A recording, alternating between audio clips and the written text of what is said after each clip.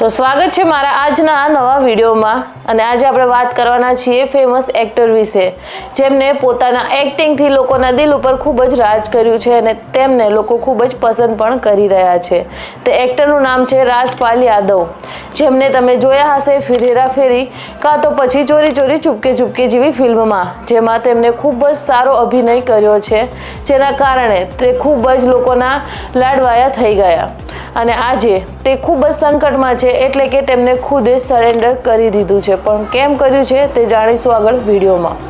તેમના ઉપર 9 કરોડની લોન છે અને તે નથી ચૂકવી શકતા, જેના કારણે તે સામેથી જ સરેન્ડર કરી દે છે અને કહે છે કે આમ તો મારે ઘણા લોકો જોડે બેસવા ઉઠવાનું થાય છે, પણ મારો એવો કોઈ ક્લોઝ ફ્રેન્ડ નથી જે મને મદદ કરી શકે।